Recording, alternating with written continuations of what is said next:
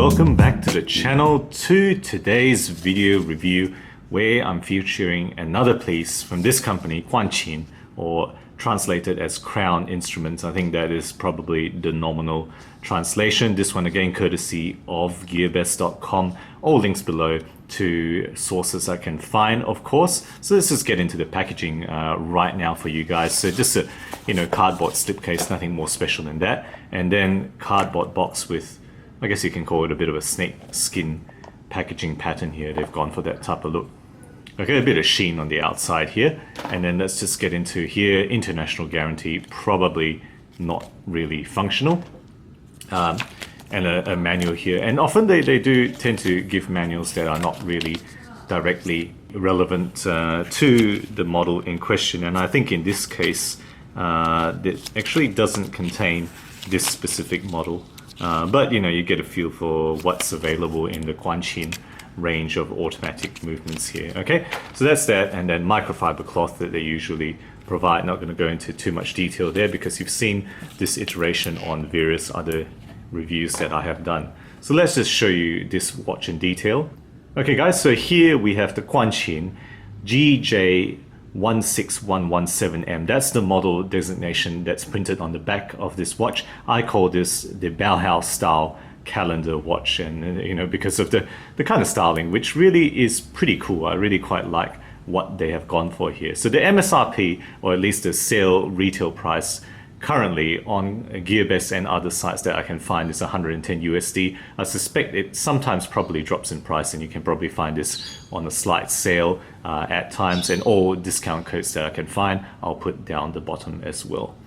Okay, the movement here, getting onto the movement then. So as far as I can tell, this is the PTS DG2350. So the PTS Hangzhou movement company. The specs of this listed on the website is 21,600 beats per hour, 20 joules with a 36-hour reserve. It does have a quick set day and date, and it's implemented here on that Windows position on the 3 o'clock there that you can see on the watch itself. It also has a 24-hour subdial implemented at the 6 o'clock position, as well as two other subdials, which initially I was a bit confused about, but I'm pretty sure that it's intended to be a month at the 12 o'clock position and a year designation or a year indication at the 9 o'clock position here. So at the 9 o'clock position, you can see it goes up to 2022 nominally. I think that's what that is meant to show. It does have hacking, it does have manual winding, and the rated accuracy they state is plus or minus 45 seconds per day. In actual use, I found this to be slightly slow. It's actually minus 20 seconds per day in use. I'm tempted to actually open up this movement and actually regulate it myself to, slightly positive. I really do prefer it to be slightly fast in, practical use here. So the case here, just showing you the case then. Okay, turn it around for you. You can see it is actually fully polished. All the surfaces, all the lugs, everything that you can see is in a fully polished finishing. All right, show you the display case back again. Let's just get that turning around. So with that display case back, with the screw-in construction there, with the push crown, as well as the push buttons on here, it's actually equating to a 50-meter water rating. They've gone for a 50-meter water rating, which is really quite a good thing. I appreciate that they've gone for 50 rather than the nominal 30-meter water rating that many Chinese watches have.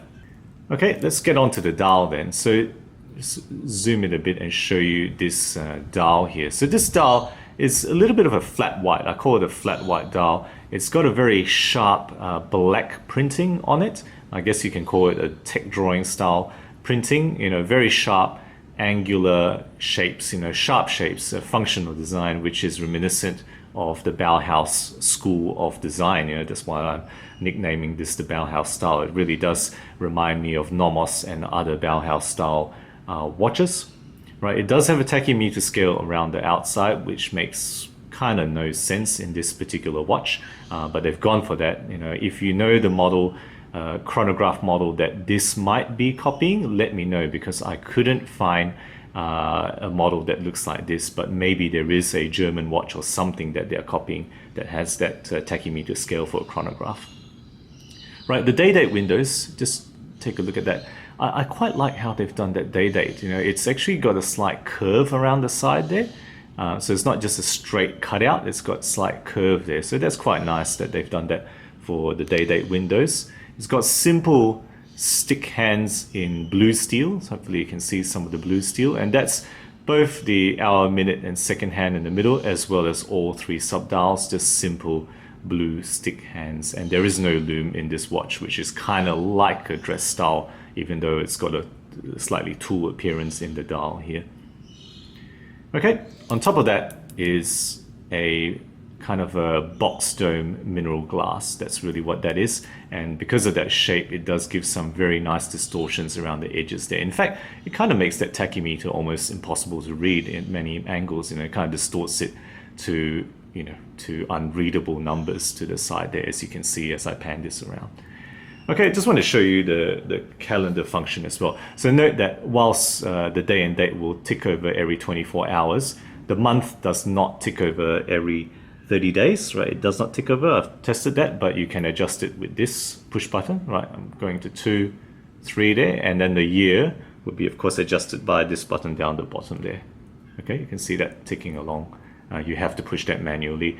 I mean, do you really need a year indicator? Well, I find that probably the least useful bit of this entire watch. All right, so that's the case and functions there. Moving on to the bracelet, you can see this is a pretty nice stainless steel mesh, I must say.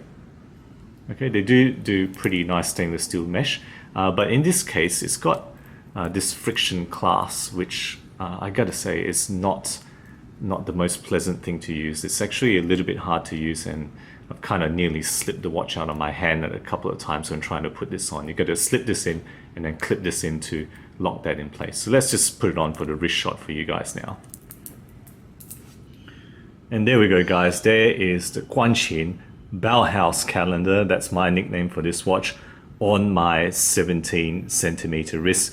Now I realized I forgot to read out the case dimensions to you. So this case is 42 millimeters in steel. It is 14.5 millimeters thick with 20 millimeter lug width, and the lug to lug distance here is 50 millimeters. So it's right on the borderline for my 17 centimeter wrist. I think it's just acceptable. The overall weight of this watch is actually quite light. It's only 113 grams on the scale there. So that's how it looks like on my wrist. Okay, so guys, that's the description of the watch. So what do I particularly find good about this watch? Well, look, I think this is a pretty attractive Bauhaus style design. It really is. I really do think that this is a pretty good looking design. It's got a good looking box mineral crystal, particularly like how that, you know, causes distortion. It's got good fundamentals. It's got a pretty fair movement, right? You know, pretty solid stuff in terms of the rating. This PTS Hangzhou company, they do, you know, fair stuff. You know, there's some reports of unreliability, but the watches I have that have PTS movements have been absolutely fine. It's got fair case quality, and really Guanqin do tend to come up with pretty good case finishing and build, you know, no major QC issues that I typically see in their watches. And they've gone for a 50-meter water rating, which is appreciated. I don't have to be too afraid of, you know, walking in the rain or even running this under tap water accidentally. I can do that and be confident that it's going to be okay. And overall, you know, it's a polished offering from Guanqin. You know, the value proposition at the full sale price of over 100 USD is less compelling. I think at the sale price, you know, when it drops below 100, you know, say 80, I think it becomes a lot more compelling as a possible option to consider. You know, amongst the Chinese brands, Guanqin remains one of my favorite names amongst the Chinese kind of mushroom style companies. What's the weaknesses? Well, look, the tachymeter is pretty much useless. It's just a pretense. It's just there for decoration almost. So it's a little bit deceptive. You know, maybe it's trying to make people think it's a chronograph. In no way is this actually a chronograph. You know, so, you know, why is it there? Probably because it's copied another design. Okay, apart from that, I would say the other major weakness is this clasp. It's a shocker of a clasp to use. You know, difficult to slip in with one hand on the wrist and clip this on. And then once this is clipped on, it's got a very, very high friction point. You know, sometimes I really struggle to get this apart, and you know, if I click this in, you have to almost use like a little tool to get that open again once it clicks in. I'm not going to click it in because I'm going to struggle to open it, you know. So difficult to use clasps. And then the other thing is, you know, the month and year display. Well, yes, they're kind of functional, but they don't advance by themselves, and it's just a little bit of a, I guess, not complete type of display. I feel if the month doesn't advance with the click over of 31 on the date, well, it's not really a full mechanism. It's just a separate push button stick display there, and that's what this in fact is. Okay guys, so those are my thoughts on this, the Guanqin GJ16117M, the Bauhaus calendar is what I'm calling this. Let me know your thoughts on this brand. If you have this watch particularly, I want to hear your experiences. If you have any Guanqin watches, I really, again, like to hear your experiences so far in using their watches. I really quite enjoy this brand and what they put out.